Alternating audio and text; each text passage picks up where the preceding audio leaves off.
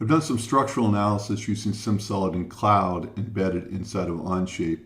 Now I want to look at a few post-processing options. So here's my model in Onshape, and here's the same model in SimSolid Cloud. You see I've already set up one analysis. I have it constrained in the back, and I've got loads here on these two ends of the handlebar.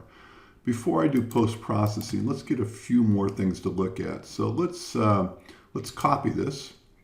And let's just edit the load, and let's change the location. So let's get rid of it there, maybe put the load on these two front handlebars like that.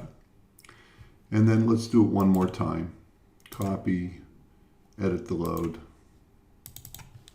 and maybe add the loads to those back handlebars. Okay, now let's do a quick analysis. So let's solve all three at the same time. Just select them there and say run. This will take just a second. We're solving everything on the cloud using meshless analysis in SimSolid.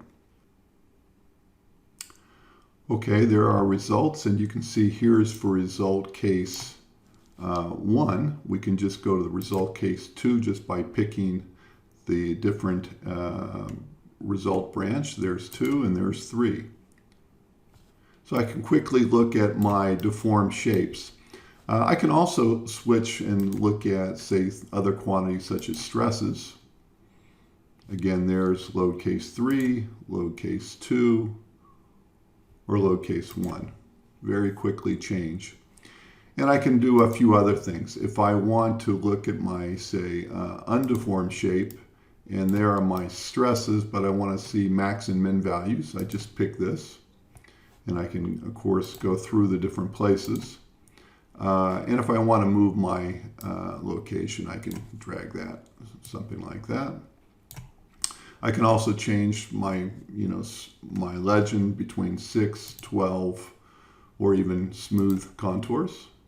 So I can do that. Now, a thing that's a little bit nice about if you want to get some more detail here, it's very easy to do. We have this function called pick info. I just pick points along the model, and then I get those values, so I can drill in and look at the values in very local regions. And again, I can just quickly switch between my different results and see what those are. Now, one more thing I can do, and I think this is really interesting for detailed stress locations. If I want to understand, in this area here, you can see there's a couple different color bands, and I want to get the average value. So what I can do is I can just pick 2 or 3 different places, and then I can just Control or Shift select, and it will give me the average. So if I want to understand what the average stress value is in that area, very easy to do. Again, just pick, Control or Shift select, and you have that. Okay, so that's a few tidbits on how you do post-processing using SimSolid Cloud embedded inside of Onshape.